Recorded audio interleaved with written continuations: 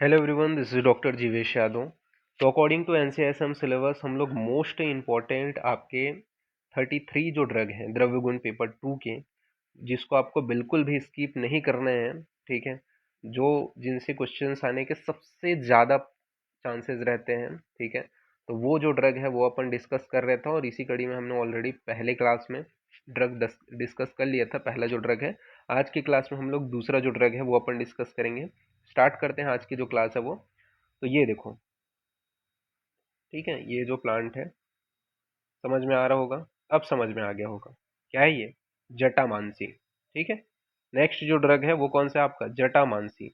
Botanical name क्या है, तो नाइट्रोस्ट्रकस जटामांसी।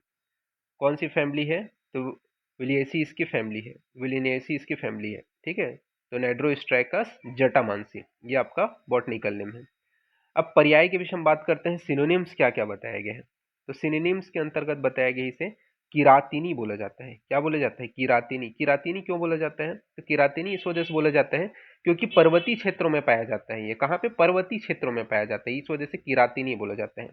इसके अलावा तपस्विनी बोला जाता है। तपस्विनी क्यों बोलते हैं, क्योंकि ये पर्वतीय क्षेत्रों में पाया जाता है, इस वजह से ही तपस्विनी बोले जाते हैं। जटीला बोला जाता है। तो जटीला क्यों बोलते हैं, तो आपने देखा ही है। ठीक है, जैसे बाल की जटाएं बन जाती है ना आपके, वैसी ही इसकी जटा रहती है, जैसे ऊपर में मैंने दिखाया भी था। ठीक है, ये वाला जो आप पिक्चर देखो देखो, बाल की जटाओं के समान इसकी जटाएं बन जाती है, इस वजह से इसे क्या बोले जाते हैं, जटीला बोले जाते हैं। तो जटीला पर्याय तो आप नाम याद रख ही सकते हो देख करके। इसके अलावा आपका भूत जटा बोला जाता है। तो भूत जटा क्यों बोलते हैं, तो इसका जो कंद होता है ना वो जटा के समान होता है। ठीक है, जैसे भूतों की जटा रहती है ना, उसके समान इसका कंद दिखाई देता है, जैसे मैंने वही है, सेम ही है। इसके अलावा मिशी, मिशी क्यों बोलते हैं, तो इसका जो कंद होता है ना वो काला रंग का होता है। ठीक है, इसका जो कंद है, अगर हम देखें ऊपर में देखे थे, वो कैसा है, ब्लैकिश कलर का है, इस वजह से मिशी बोला जाता है। सॉरी, नीसी, नीसी है ये, सुधार लेना, मिशी नहीं है, नीसी है। नीसी मतलब रात। ठीक है, निशी किसको बोलते हैं, निशा बोलते हैं, निशा मतलब रात का समय। इसी प्रकार निशी, निशी किसको बोलते हैं, तो आपका जटामांसी का ही पर्याय है, क्योंकि इसका जो कंद है वो काला होता है। इसके अलावा सुलोम, सुलोमस, सुलोमस क्यों बोलते हैं, तो कंद पर बाल होते हैं, वह जो है जाल के समान होते हैं।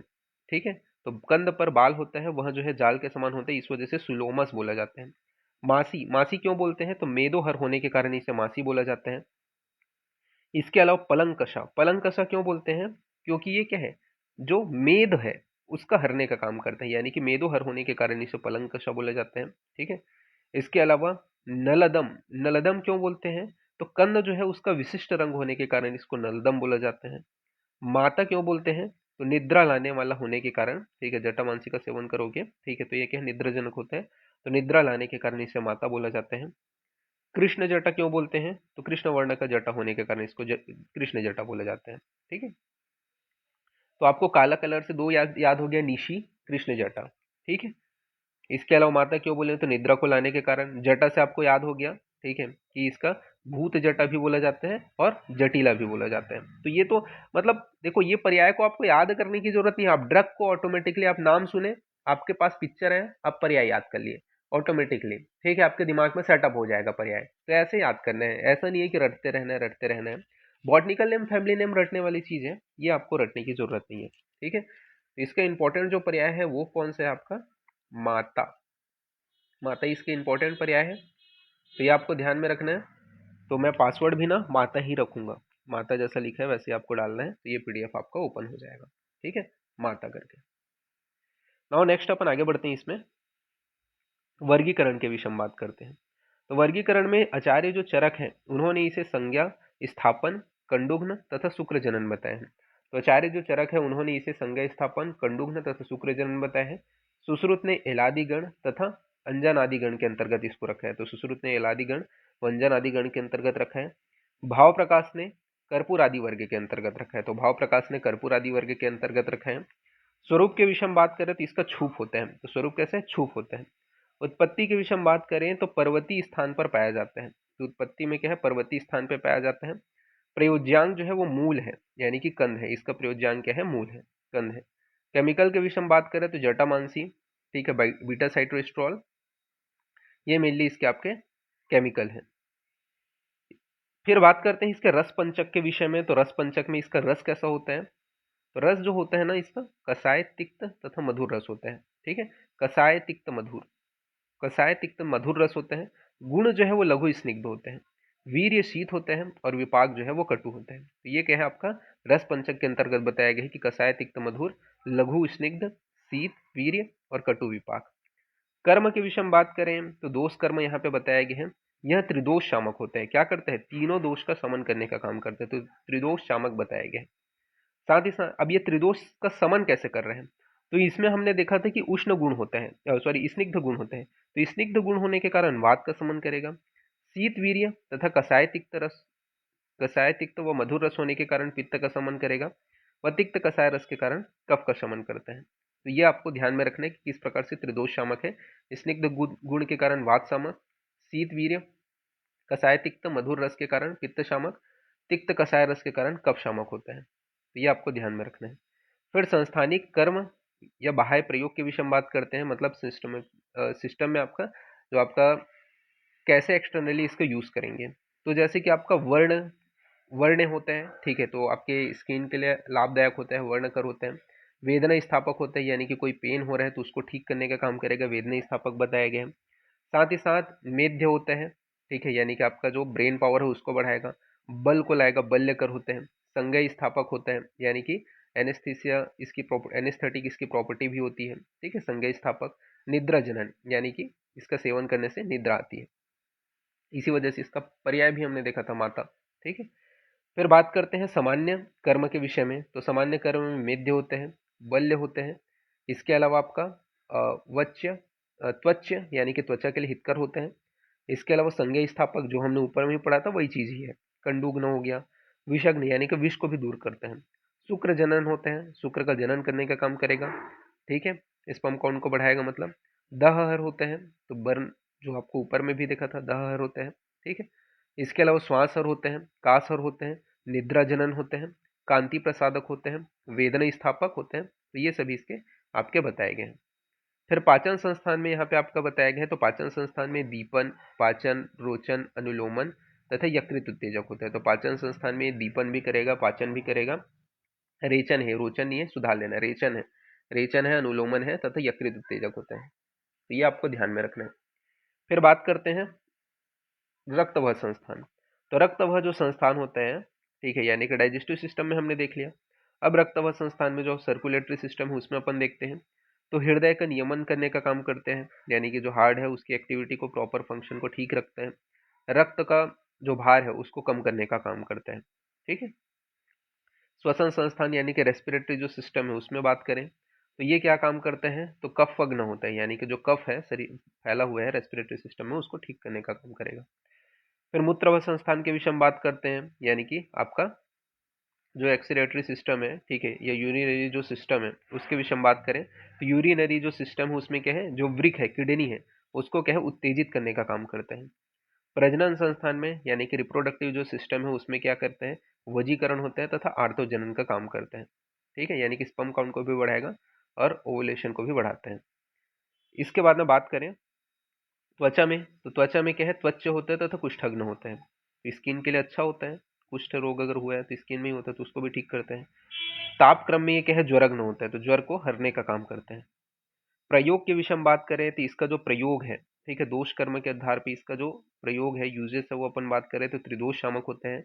इसलिए इसका जो प्रयोग है वो सन्निपातिक जो व्याधि होते हैं उसमें अपन कर सकते हैं। तो ये आपको ध्यान में रखना है। फिर संस्थानिक प्रयोग के विषय में बात करें तो बाह्य एक्सटर्नली कैसे प्रयोग करेंगे, तो एक्सटर्नली इसका अपन प्रयोग कर सकते हैं, जैसे कि सूल हो गया, दह हो गया, पाक हो गया, इसका जो है लेप करते हैं, ठीक है। तो सूल, दह, पाक इनमें इसका लेप का प्रयोग करते हैं। व्रण विकार में इसके लेप करते हैं, तो जो व्रण शरीर में विकार उत्पन्न हो उसमें लेप करते हैं। व्रण शोथ, व्रण शोथक लेप जो है वो लाभकर होते हैं, तो व्रण शोथ में भी इसका लेप जो है वो लाभकर होते हैं। साथ ही साथ स्वेदाधिक्य, बहुत ज्यादा स्वेटिंग हो रही है तो इसमें इसका उचूर्णन करते हैं, ठीक है। तो ये बाह्य प्रयोग बताएंगे। अभ्यंतर प्रयोग के विषय में बात करें तो नाड़ी संस्थान में, तो नाड़ी जो संस्थान है उसमें अपस्मार, अपतंत्रक, इसके अलावा मूर्छा आदि वात विकार में इसका प्रयोग किया जाता है। तो अपस्मार हो गया, अपतंत्रक हो गया, मूर्छा आदि वात विकार है, इसमें इसका प्रयोग करते हैं। मस्तिष्क में अगर दौर्बल्यता है इसमें लाभकर होते हैं। सीरासूल में ये उत्तम बताया गया है। तो मस्तिष्क में अगर दुर्बलता होगी तो उसमें लाभकर है, सीरासूल में उत्तम बताया गया है। फिर बात करते हैं डाइजेस्टिव सिस्टम यानी कि पाचन संस्थान में। तो डाइजेस्टिव सिस्टम यानी कि पाचन संस्थान में बताया गया है कि अग्निमांद्य में इसका प्रयोग किया जाता है, अजीर्ण में इसका प्रयोग करते हैं, सूल में इसका प्रयोग करते हैं, ग्रहणी हो गया, कामला हो गया, कृमि हो गया, ये सभी जो विकार हैं इसमें अपन इसका प्रयोग करते हैं। फिर बात करते हैं रक्तवह संस्थान।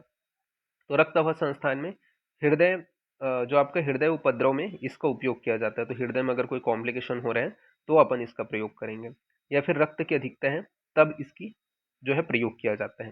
ठीक है। फिर बात करते हैं श्वसन संस्थान में। तो श्वसन संस्थान में क्या बोला गया है, तो ये कंठ के लिए हितकर होते हैं, काश श्वास इन सभी रोगों में अपन प्रयोग करते हैं। मूत्रवह संस्थान यानी कि यूरिनरी सिस्टम में, तो मूत्र कृच्छ हो रहे हैं यानी कि कृच्छता के साथ मूत्र निकल रहे हैं, बस्ती में यानी कि ब्लैडर में पेन हो रहे हैं, सूल हो रहे हैं, तो अपन इसका प्रयोग करेंगे। प्रजनन संस्थान में यानी कि रिप्रोडक्टिव सिस्टम में वजीकरण जो योग है उसमें इसका प्रयोग करेंगे। कष्ट आर्ता हो रहे हैं, ठीक है, डिस्मिनोरिया हो गया, या गर्भाशय में कोई विकार है, ठीक है, यूट्राइन कोई डिसऑर्डर है, तो उसमें अपन इसका प्रयोग करते हैं। त्वचा के विषय में बात करें तो स्किन के लिए, ये त्वचा के लिए क्या होता है, तो यहाँ पे आपका बताया गया है त्वचा में, तो चर्म रोग में स्किन से रिलेटेड डिसीज है इसमें इसका प्रयोग करते हैं, जैसे कुष्ठ हो गया, विसर्प हो गया, दद्रु हो गया, इनमें इसका प्रयोग किया जाता है। तापक्रम के विषय में बात करें तो सन्निपातिक जो ज्वर होता है उसमें इसका प्रयोग करते हैं। मात्रा के विषय में बात करें तो जो चूर्ण है उसकी मात्रा कितना 3 से 6 ग्राम बताया गया है। तेल जो है वो अपन आवश्यकता अनुसार प्रयोग करेंगे।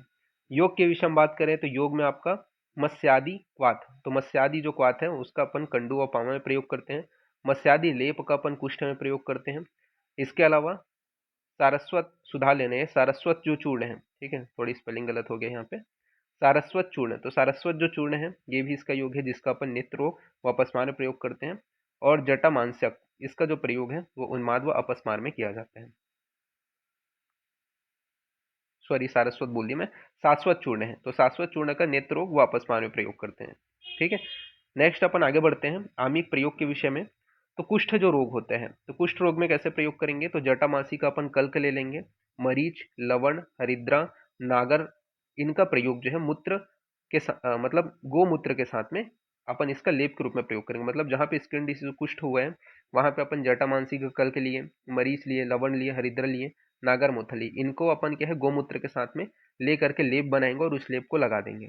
ठीक है, कुष्ठ वाले स्थान पे।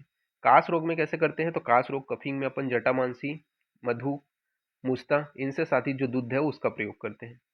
केश वर्धन के लिए यानी कि बालों के लिए बहुत अच्छा बताया गया है कि आपको बालों को बढ़ाना है तो उसके लिए जटामांसी, उसमें अपन क्या करेंगे, जटामांसी में कुष्ठ मिला देंगे, इसके अलावा सारिवा मिला देंगे, ठीक है, कृष्ण तिल मिला देंगे, और इसका जो प्रयोग है वो मधु और दुग्ध के साथ में अपने को बालों के ऊपर करना है, तो क्या है केस जो है, जो बाल है वो बढ़ते हैं। ये केस वर्धक भी बताया गया है। तो इस प्रकार से यहाँ पे ये जो सेकेंड जो ड्रग है द्रव्य गुण का, according to NCISM syllabus most important जो ड्रग है वो यहाँ पे आपका फिनिश होता है। इसका पीडीएफ आपको मेरे Telegram channel doctor Jeevesh Yadav notes के ऊपर अवेलेबल हो जाएगा, जिसका लिंक मैंने डिस्क्रिप्शन में दे रखा है। तो अभी के लिए इतना ही। ठीक है, थैंक यू क्लास।